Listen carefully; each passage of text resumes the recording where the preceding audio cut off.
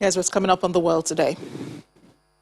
The French government has received warnings of a threat of civil war in the country.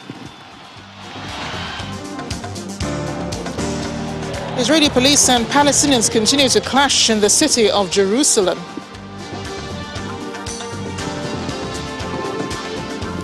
Plus, former U.S. ambassador to Nigeria, Robin Sanders, backs U.S. decision not to relocate its headquarters to Africa.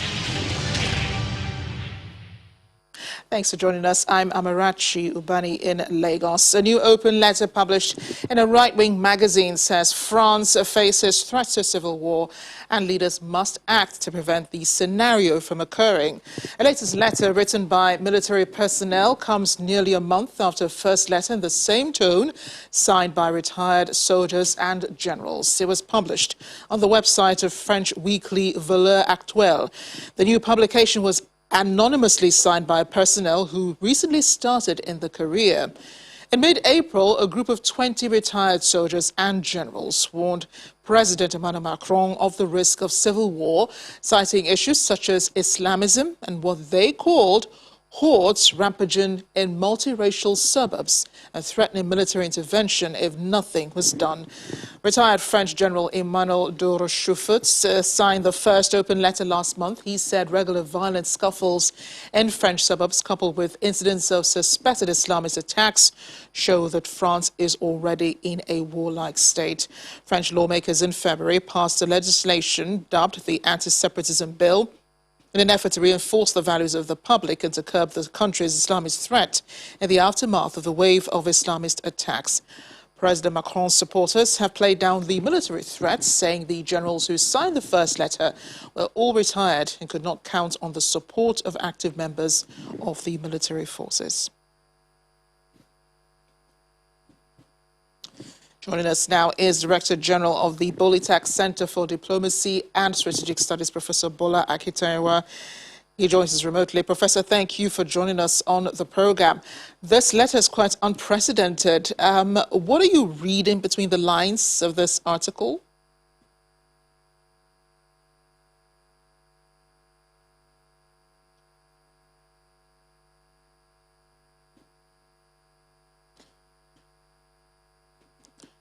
Professor AKINTERINWA, I'm hoping that you can hear me. What do you think, what are you reading between the lines of this article, this letter, this warning to the French government?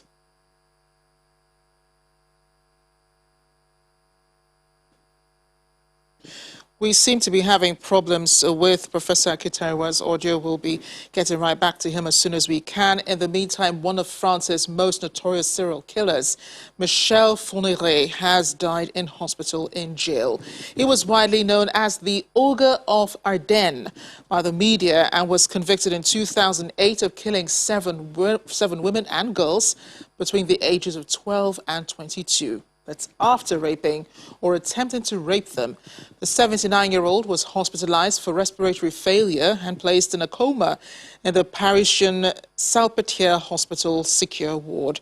He suffered from heart problems and Alzheimer's disease, and his health has been seriously deteriorating over the past months. And despite being convicted for only 7 cases, Fourniret is suspected to have committed tens of other rapes and murders, and his role in at least 21 cold cases is being investigated as new DNA evidence has surfaced. We're in Jerusalem now, where there have been clashes between Palestinians and the Israeli police outside the Al-Aqsa Mosque, a scene of clashes over the weekend. It comes amid soaring tensions in the city of Jerusalem, which has seen weeks of unrest. Earlier, Israeli police decided to bar Jews from visiting the compound where the mosque is located during the annual Jerusalem Day flag march.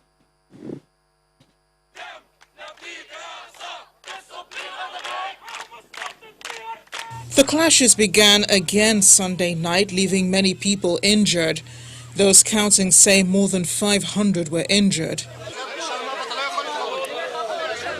During the clashes near the old city of Jerusalem, Israeli police threw stun grenades, used water cannons, and deployed mounted police to disperse the Palestinian protesters, some of whom burned road barricades.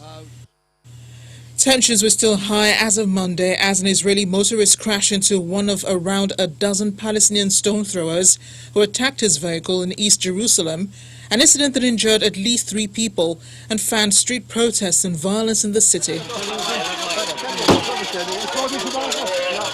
CCTV footage showed the Palestinians milling around slow-moving traffic on a junction outside the walled city and then converging on a car. One of the Palestinians briefly opened a door of the car as it backed away, pelting its bonnet. The car then swerved back into the junction, striking one of the stone throwers and pinning itself on a pavement barricade, its driver's side door flying open. Several Palestinians rushed up to lob rocks at the driver and a passenger who could be seen gesticulating through the window. The stone thrower struck by the vehicle limped away.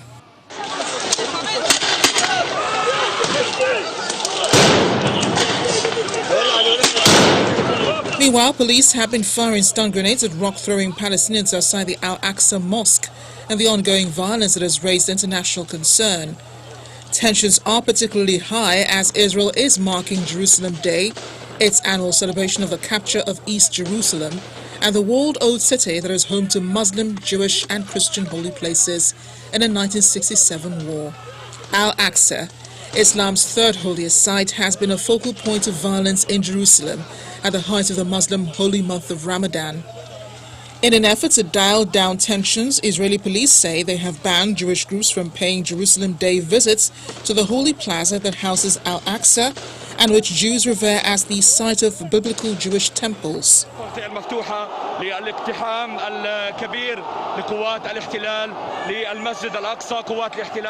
Muslim worshippers, on the other hand, were seen waving green Islamic flags amid the clashes with the Israeli police in and around the holy compound.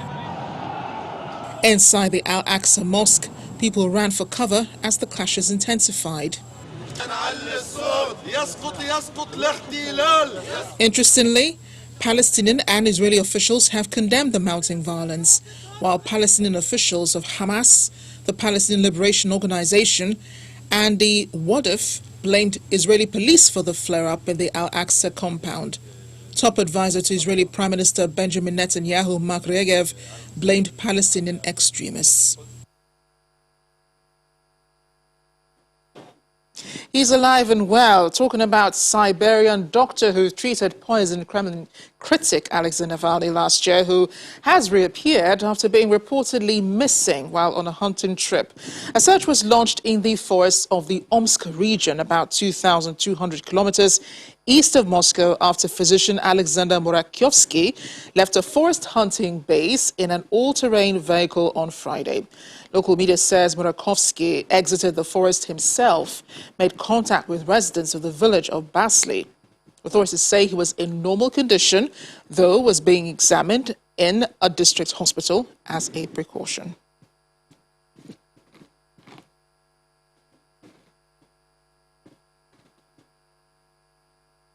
We'll take you now to our lead story today, which is that letter written by military personnel in France warning the government that there could be possibility of a civil war in France. Professor BOLA AKINTERINWA is joining us via telephone.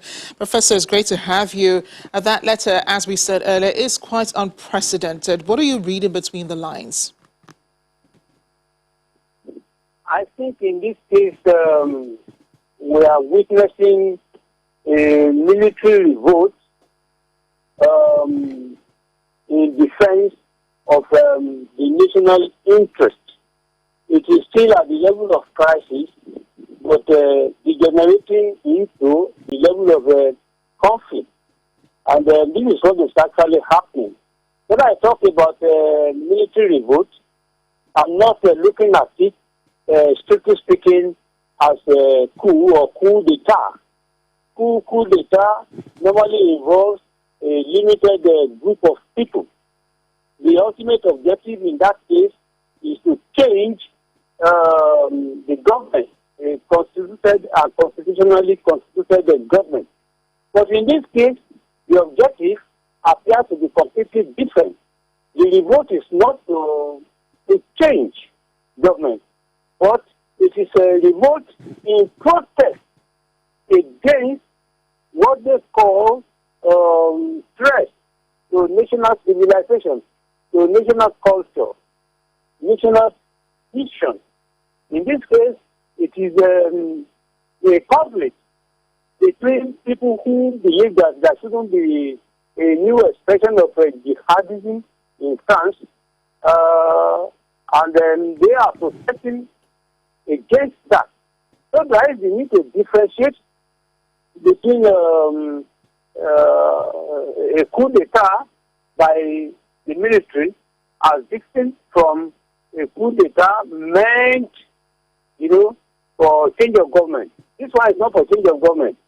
It is a call on government to address some national threats, the national interest. Yeah, and I think as I'm hearing you, it sounds more like, you're saying that France is dealing with issues of racism, Islamophobia, and xenophobia, and this all boils down to France opening its borders to receive several migrants who've been crossing the Mediterranean since 2014. This letter, Professor, is the second that has been written in the space of 1 month.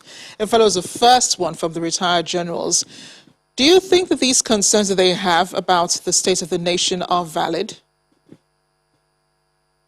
I will argue so, that the concerns are very legitimate, and I repeat, very legitimate. Why? There is the need to understand the conception of a French community that led to what I would call an interest in a sort of Arabophone culture, introduction of Arabophone culture in France. In this case, when the French community here, I'm referring to indigenous French people, when they had problem of population and they need to repopulate, they introduced their doors widely open. And you rightly mentioned that one. So people were coming in, basically from the Union, particularly Tunisia, Morocco, and Algeria. These are former French colonies. And they were going to France. And they are Muslims. That was how the population of the Muslim community began to grow. Legitimate in this case because on daily basis, at least 10 people are converted into Islam. 10 people. Meaning that at the end of the year, you have nothing less than 3,600 people converted. But the problem is that there is a suburb in France called Créteil. It's in the 94th department of France. They build what they call Sahaba Mosque. It was built in 2008. And in this case, this particular mosque is strictly meant for new converts into Islam. Very spacious, very elegant, very good people. And in this case, they give scholarship, they are encouraging. So the indigenous French people are now saying that they will sooner than later be overwhelmed by Islamic culture, and in this case, putting an end to their own tradition. So this is the issue, and that's why I think that in any case, the principle of self-determination in international relations is being manifested at various levels. And they are now saying, look, you should not, we are not saying you should go away, but they are saying there must be a regulation into the activities of immigrants. Even if you say you are French, yes, French citizenship has different classifications. Sir AKINTERINWA, thank you so much. And I do get what you're saying, because I know that France also faced the same problem, I think, in the 60s, although they handled it differently. Thanks again for shedding more light on the issue. Thank you for having me. Still ahead on the program, Florida releases genetically modified mosquitoes in hopes to reduce the spread of disease. Stay with us.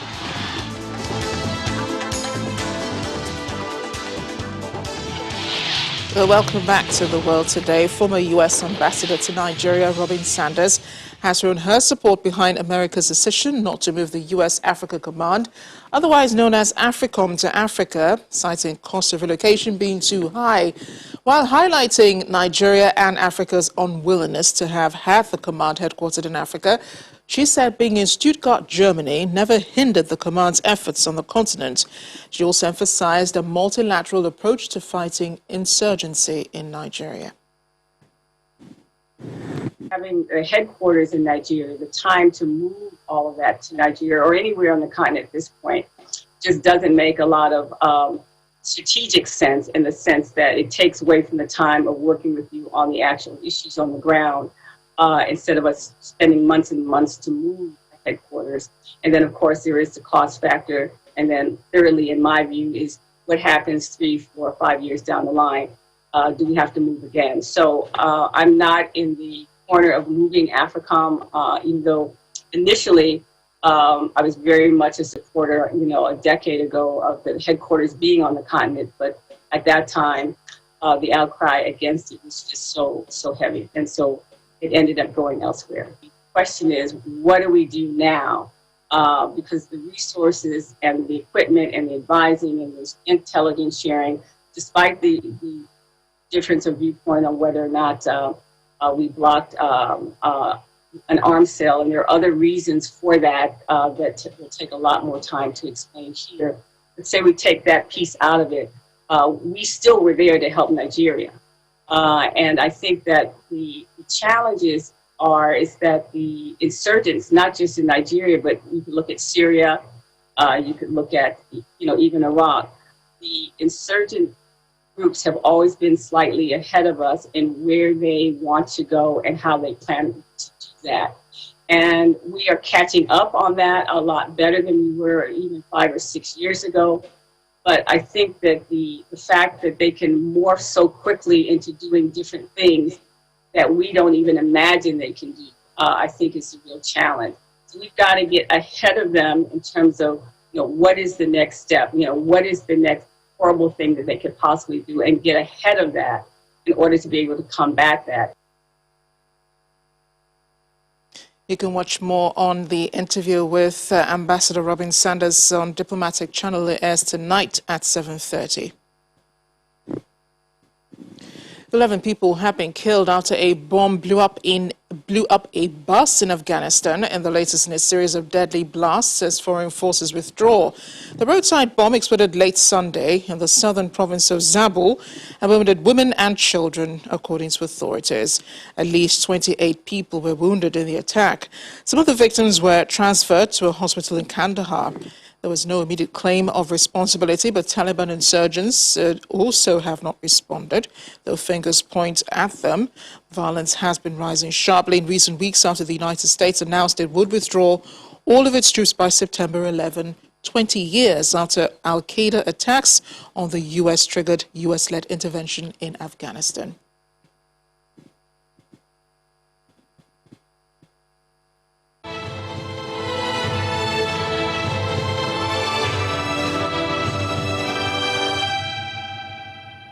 The European Union has indicated it will not renew its AstraZeneca COVID-19 vaccine order a day after agreeing to a massive contract extension for a potential $1.8 billion doses of Pfizer-BioNTech vaccines. The AstraZeneca vaccine had been central to Europe's immunization campaign, but the slow delivery has frustrated residents and officials who have held the company responsible for partly delaying their inoculation rollout plans. Here's a global update. Russian President Vladimir Putin says 21.5 million people in this country have been vaccinated against the coronavirus, and that the situation in Russia remains stable, calling on Russians to get vaccinated. The country has reported nearly 8,500 new cases in the past 24 hours, taking the national tally to over 4.8 million. On Sunday, Italy registered nearly 8,300 new COVID-19 cases and 139 new deaths, with plans to lift restrictions on non-essential business activities such as gyms and weddings. The daily death toll is the lowest since October 26th last year. The country's COVID-19 cases now stands at over 4.1 million, with a total of nearly 122,900 deaths. Over in India, coronavirus infections and deaths have held close to record daily highs, increasing calls for the government of Prime Minister Narendra Modi to lock down the world's second most populous country. Many states have imposed strict lockdowns over the last month, while others have placed curbs on movements and shut cinemas, restaurants, pubs, and shopping malls.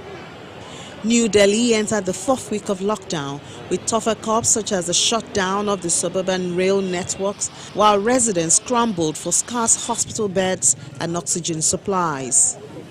Finally, South African President Cyril Ramaphosa has warned of vaccine appetite if wealthier nations hog vaccines while poorer countries go without. Sub-Saharan Africa has administered the fewest vaccines relative to its population than any other region, with doses per 1,000 persons compared to 150 per 1,000 globally, according to the World Health Organization. The South African president has called on South Africans to support the new vaccine patent waiver announced by the United States, saying vaccine should be a global public good.